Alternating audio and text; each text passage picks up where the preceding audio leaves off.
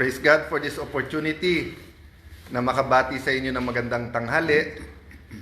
Konting smile sapagkat medyo mabigat ang haharapin natin today at mga susunod na araw. Bakit po?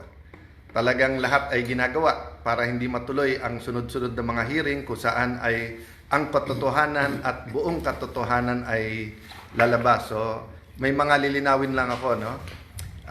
Tomorrow, yung Blue Ribbon Committee. And ang balak talaga ay agawin ang mga committees.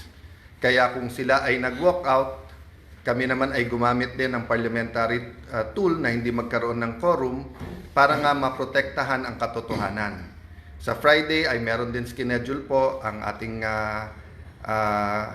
kasama sa Senate na talagang parating aral, parating ready at grabe po ang wisdom sa batas tungkol naman po sa DOJ at NBI yung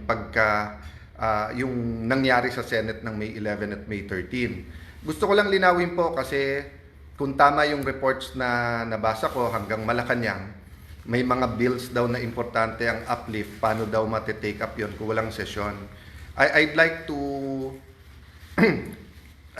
to confirm that at least twice pinaabot namin sa Malacanang. Pag ready yung bills nila, anytime kami.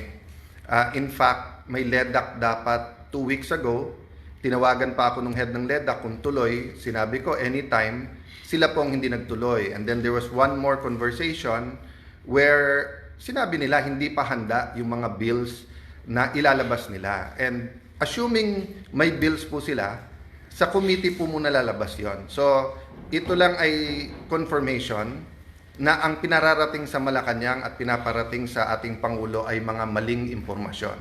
So, we had a light meal dahil napakarami naming meeting, pero I'm asking you for prayers, not just for the 13, also for the 11, not just for the Senate, but for the country.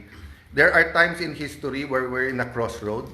So, minsan kasi sa history, whether ang takbo mo ay 20 kilometers an hour pero 100 kilometers an hour, pareho lang, dadating ka rin doon. May times in history na left or right, there's no wrong decision, it's just what's the better decision. But there are times in history where a country has to make a decision, for example, when it comes to corruption and poverty, and if you make the wrong decision, the next generation will suffer. So it starts with your personal decision, then it becomes a group's personal decision, katulad ng grupo ng 13. Then it becomes an institutional, a community decision. Then it becomes the decision of a nation. So as of yesterday, di ba, ang hinihingi pa lang naman namin, give the truth a chance. So ngayon, we're asking everyone to pray that matuloy yung mga hearings, no? I'm not saying that every single witness will tell the truth. What I've been consistent with since 2007 nung chairman ako ng Blue Ribbon Committee was that that platform allows us for anyone to testify at makikita po natin yung testimony nung magte-testify. Nagtataka lang ako, bakit umiba ngayon na ilan buwan walang hearing kung kailan may mga bagong revelasyon at medyo mabibigat na yung mga witnesses na nagiging available. Anytime po, may malalaking witnesses din or mayroon din po mga pwedeng biglang magsabi ng totoo, no? So, of course, the man of the hour tomorrow, Senator Dante Marcoleta. Sir, magandang tanghali. Kumusta po kayong lahat, mga kababayan? Ito po, nag-uusap-usap po kami para sa araw ng bukas. Ang gusto lamang namin ay ang inyong total support.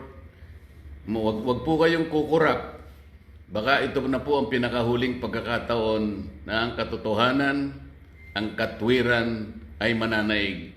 Kagaya po na sinabi ni SP Alan, lahat po ay gagawin nila para patuloy na pagtakpan ang isang issue na kayong lahat ay may kinalaman sapagkat pera po ninyo ang ninakaw nila. Kaya sinabi ko po, huwag kayong kukurap. Ang gagawin namin bukas will define the direction of this country kung saan tayo papunta. Salamat po sa inyong lahat at sa inyong suporta. So, thank you very much, Kuya Dante. So, ulitin ko lang po ha. Kaya pinapaswear, di ba?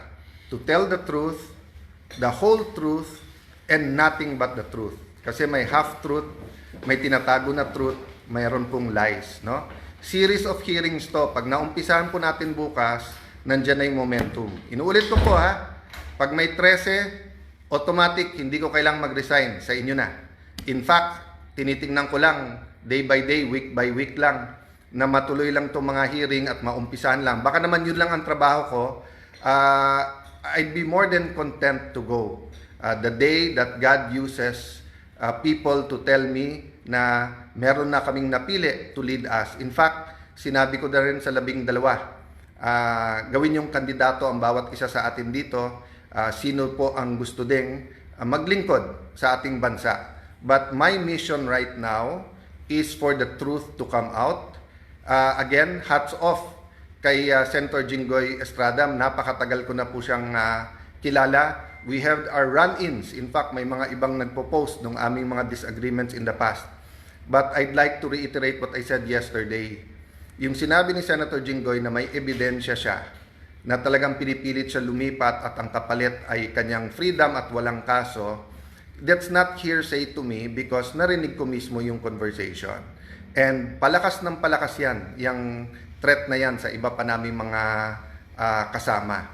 So, dun sa 11, maybe some of them have a reason na, mag-ingay, lumaban, i-discredit yung Blue Ribbon kasi especially pagdating dun sa 18 Marines, nabanggit din ang pangalan nila, allegedly nahatiran din ng malay-maleta. Having said that, dun naman sa inyo na mga tinatakot lang kasi I know at least one member na tinakot siya. Kasama na namin siya eh. Actually, nung araw, mas bilib ako sa kanya kaso kay Jinggoy. At sinabi nga niya na sama na, siya pa nga nagko-complain. Pero ngayon, nagsasalita pa laban sa amin. But at the right time, no, we'll talk about that. My point is, we will stay strong, but please pray for us kasi may individual circumstances ang bawat isa and marami kaming hindi kontrolado. Diba? And yung pagdating ng mga witnesses. By the way, gusto ko lang malaman nyo, we also invited the Office of the Ombudsman, the DPWH, and the DBM or the representatives kasi we'll do this very orderly. We'll find out nasaan na ba investigasyon nila, ilan na ba talaga ang ghost at hindi, magkano ba talaga ang involved dito. So ang daming impormasyon na kailangan maging malinaw sa atin lahat. So magandang tanghali po, please pray for our meetings today and ulitin ko po ha, we're not praying that God be on our side. We're praying that we be on God's side. And to listen and to hear the prayer, dapat may basis. And the basis is God's Word. And of course, the basis is yung tamang counsel na dun lang tayo sa tama. Hindi pwedeng kasinungalingan. God bless you all. See you soon.